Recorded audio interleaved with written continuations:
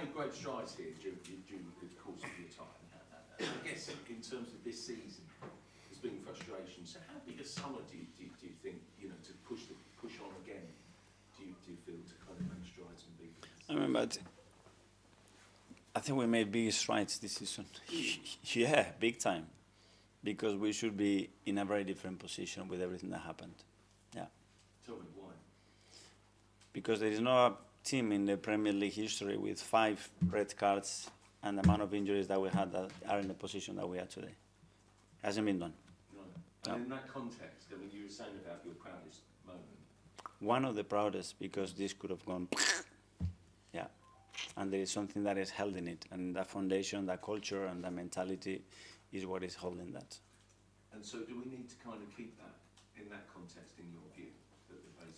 Who? Context? Well, just generally the fan base, everyone. I think everybody is individual to analyze things that you can give. It's like anything. You can give. You can see my kid crying and tell him to stop crying, or I can give context why he's crying.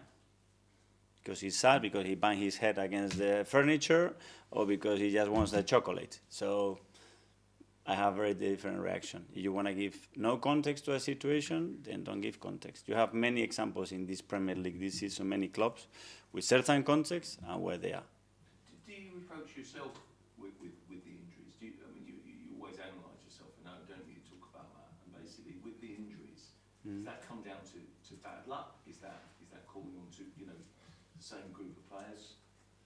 Where does it lie? It's a lot of factors. It's very difficult to put one because Gabriel Jesus, what can we prevent to do that and have another knee injury like this? Tomiyasu, very different. With Ben White, very different. With the muscle injuries, tendon injuries, there are many more of the factors. I hope that there is one specialist that tell me it was this day, that situation. Unfortunately, it's tricky, but there are multiple factors, and load normally is one of the biggest. Jordan? Yeah. You say in another year that you could be out of Champions League and mid-table. Did you really believe that, given everything that's happened, that could have been Arsenal this season? That mid-table or not in the top 6, or because of what's happened? Mm-hmm. I guess it's hard to be proud when you know you haven't yet achieved what you want to achieve. But how much pride is there that you haven't got? But what is not achieved? I mean, what is that? Well, as in you haven't. I mean, that we are first and leading the thing, or everything is a disaster then? So what is it then? Some fans think like that. No, you're asking me the question, no? Yeah. Or you're asking me the question as a fan, because many other fans think something very, very different.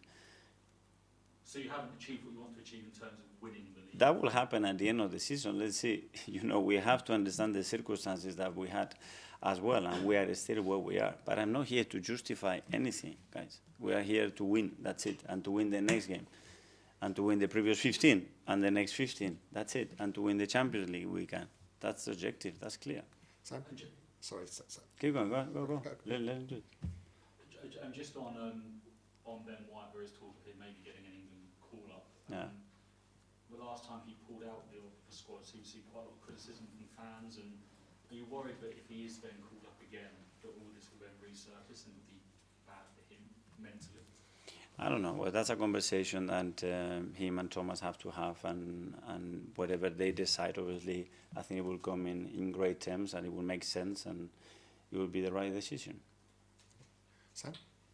Hi. In the last couple of seasons, one of the things that's really been like a defining factor, I think, of Arsenal is that intensity and the crowd and everyone knowing that every single game matters. And in those types of races, the last 2 years, like it's always been on the line all the time. I think a lot of people in the fans perhaps might now worry that, given the gap and the length of time left of the season, that intensity, that competitive must win this game feeling might just kind of fade away and become a bit net. If that's the case, we have to give them the reasons with our performances to think different and change that way of thinking, of feeling. And for the players as well, is that not a risk for them? They've been so close for so long, every single game matters. Now they must look at the table and think, They know that the table looked very different a few days ago, and how it can look in 2 or 3 weeks. So you cannot get carried away with that. And just on Saliba and Saka's contracts, 2 years ago, 2 years ago this summer, are you aware of the club starting any negotiations with them? I'm sure we are very aware of the contractual situation of every player, so they will be dealing with those kind of matters. You don't know if talks have started or not?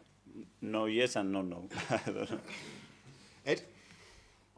Hi. Just wondering if you've spoken to Myles Lewis-Skelly about the red card at the weekend and how he's reacting to it. Must be a disappointing moment for him. Yeah, obviously it was a very disappointing moment because it's the moment that we're grabbing some momentum in the match and obviously put the game in a very difficult situation with half an hour to go.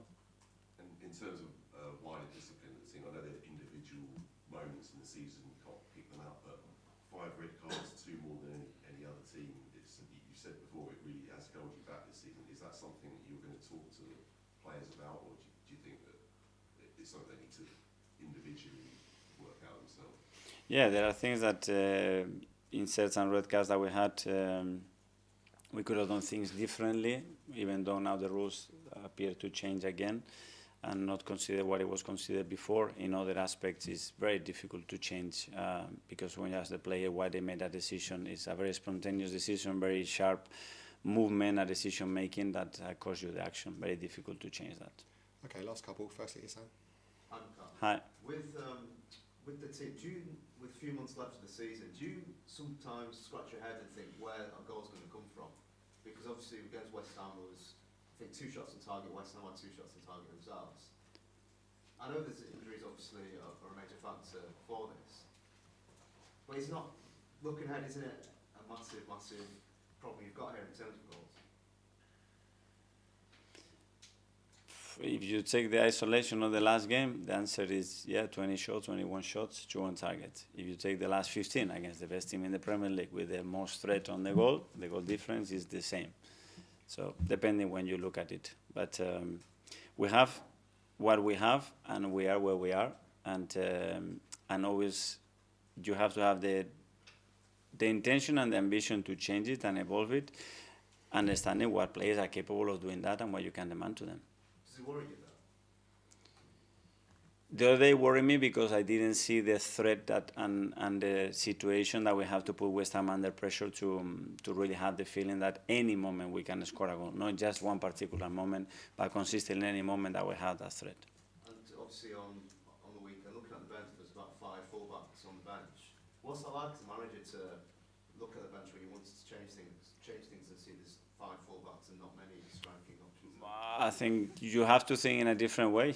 You know how you can change things, and especially when the context of the match is demanding you to score goals, very different to if you have to hold to a result. More complicated, but finding the resources to achieve that. And finally, Gary. Mikel, we've asked you in the past about how you describe the summer ahead, and you've been quite strong in certain words. How would you describe what you need to do this summer? I think it's a bit too early to talk about the summer. I'm sorry. Okay, and we go back to Sam's point about the contracts. Obviously, you know the situation. Would you, in the past, the club's sort of position has been now not to let the players go into the final 2 years of the contract, or ideally not. What would your view be this summer? Would you allow players to go into that sort of period where the clock is ticking? Well, I think those communications, those decisions are made over time. So we understand when we have to act. Players and agents are very full aware of what the intentions of the club are, and in the right moment we have these discussions. And just go back to the Myles one. I mean, if England, obviously sounds like Tuchel was Thomas calling lots of players.